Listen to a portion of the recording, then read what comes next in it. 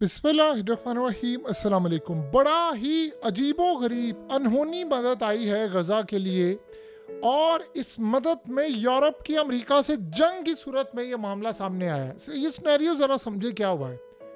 Scene ये हुआ है, आपको पता है कि यूरोप को गज़ा से कोई मोहब्बत नहीं है। अरब ममालिक ने बड़ा खूबसूरत एक प्लान बनाया 53 अरब डॉलर्स का, कि उसमें गज़ा को रीबिल्ड किया जाएगा 4-5 साल में।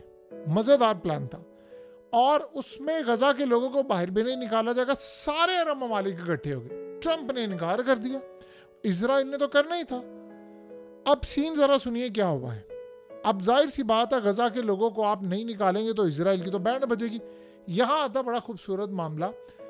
हुआ ये कि डोनाल्ड ट्रंप ने अपनी तमाम फौजें यूरोप से निकालने का फैसला कर दिया। सारे अड्डे उसने फारिग कर दिए। उसने अब फैसला किया, वो साइन करने जा रहा है। जर्मनी में सबसे ज़्यादा उनकी फौजें, तकरीबन 40,000 के करीब उनके फौजी वहाँ पर मौजूद है, उनके फौजी अड्डे पर।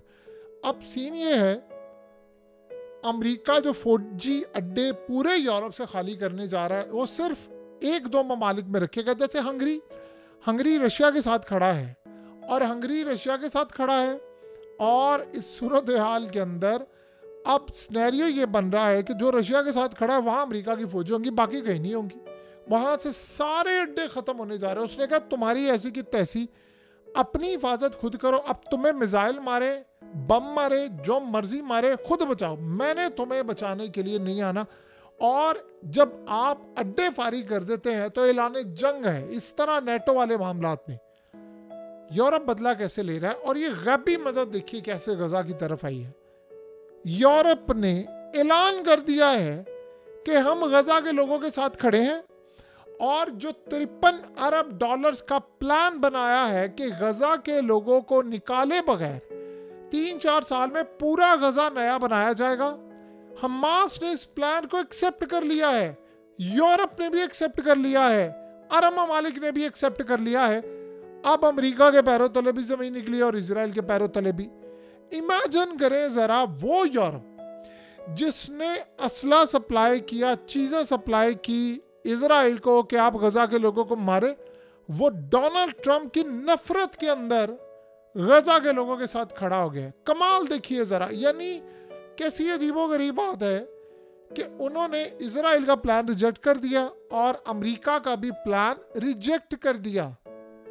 यानी ये इतनी कमाल बात है, इतनी कमाल बात है कि आप उसका अंदाजा भी नहीं लगा सकते कि डोनाल्ड ट्रंप ने जो इजराइल के लिए प्लान बनाया वो भी बर्बाद। अब आप बताइए, गजा के लोग निकलना नहीं चाहते, अरब ममालिक निकालना नहीं उनको चाह रहे, और ये सारे, क्योंकि सबको पता है कि इजराइल ने फिर उसके बाद बाकी ममालिक को भी निकालना है, तो सबने कहा एक दफ़ा गजा रीबिल्ड होना शुरू हो गया, वहाँ कंस्ट्रक्शन शुरू हो गई। ना इजराइल उसको निकाल सकता है, ना अमेरिका निकाल सकता है, दुनिया की कोई ताकत नहीं निकाल सकती। और ड्यूरिंग कंस्ट्रक्शन आपका बाप भी किसी को नहीं निकाल पाएगा। ये तो नहीं होगा कंस्ट्रक्शन हो रही है और वो जंग छेड़, और हमास ने एक्सेप्ट कर लिया। और मज़े की बात है कि हमास ने यहाँ तक भी कह दिया है कि आप गजा के लोगों को बनाए, यानी पूरा उनका घर बनाए, हम यहाँ से चले जाते हैं। प्लान तो असल में था इजराइल का कि भाई मैं यहाँ पर कब्जा करूँगा, 2035 का मेजर प्लान था उनका।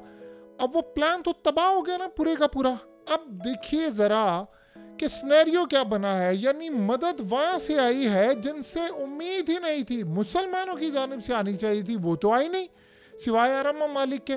तो मदद जहां से आनी चाहिए थी वहां से आई नहीं, और सारे खड़े हो गए अमेरिका की नफरत में कि जो मर्जी हो जाए, हमने अमेरिका को और इजराइल को गजा लेने नहीं देना।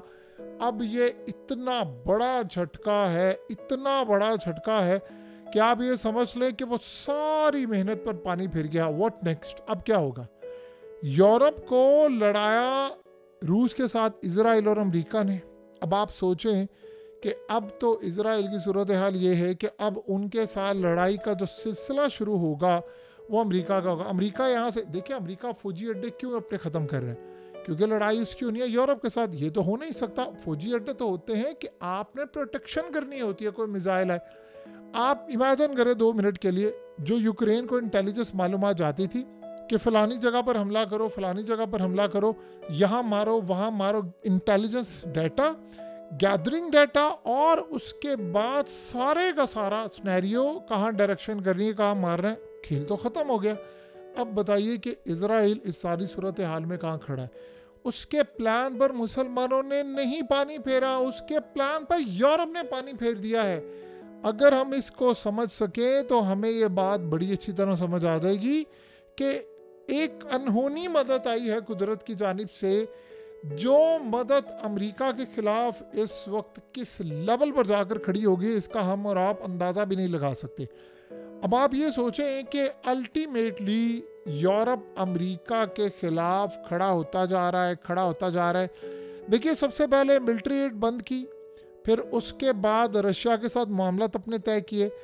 आप ये सोचें कि इस वक्त सीन ये है कि यूरोप की कई कंट्रीज़ में मिलिट्री ड्रिल शुरू हो गए हैं। पोलैंड ने कहा है कि जी हम जंग के लिए तैयार हैं, यूरोप ने कहा तैयार है। अब वहाँ पर हो क्या रहा है, यूरोप ये कह रहा है कि अमेरिका हमें तोड़ने के लिए तैयार है, हम पर टेरिफाइड कर रहा है, हमें सज़ा दे रहा है, तो हमने अब हर वो काम करना है जो अमेरिका के मफादात के खिलाफ जाए।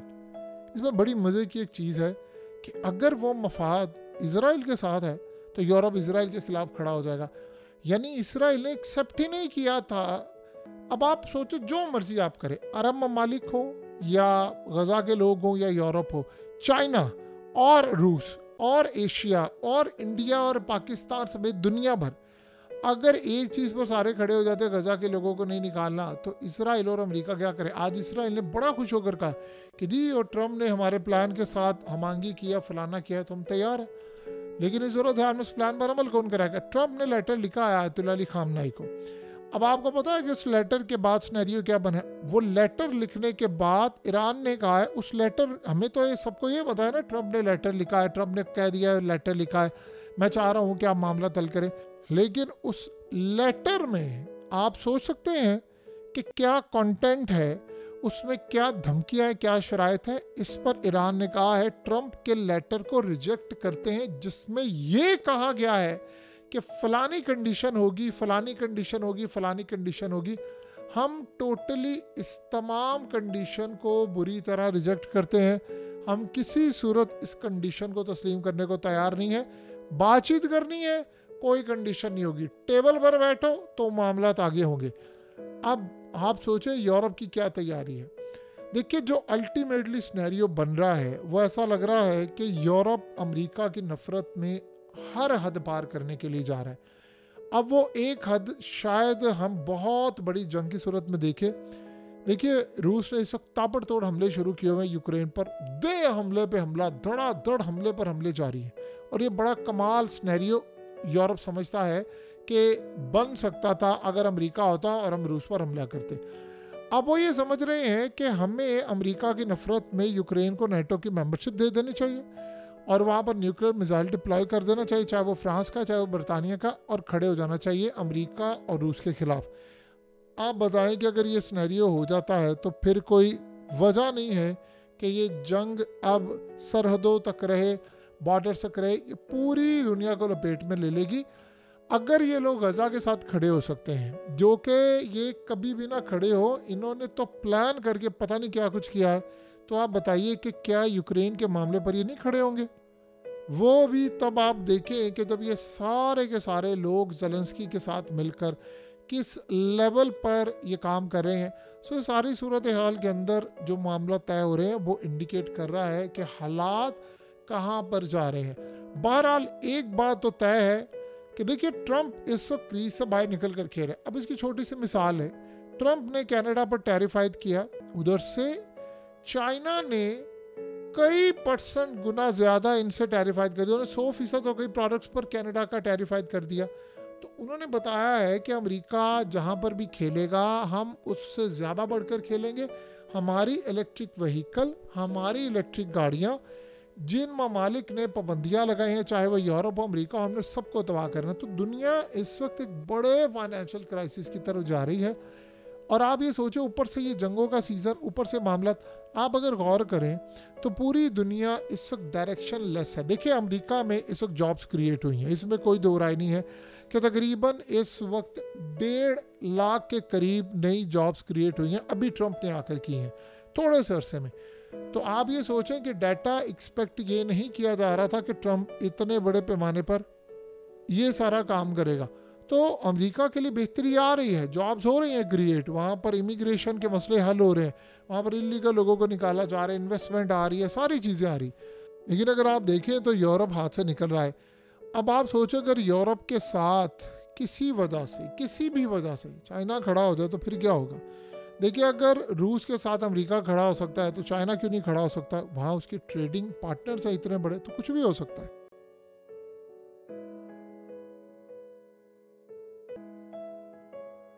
हकीकत टीवी को सब्सक्राइब करना मत भूलें, वीडियो को लाइक करें, शेयर करें और कमेंट सेक्शन में अपनी राय का इजहार ज़रूर करें।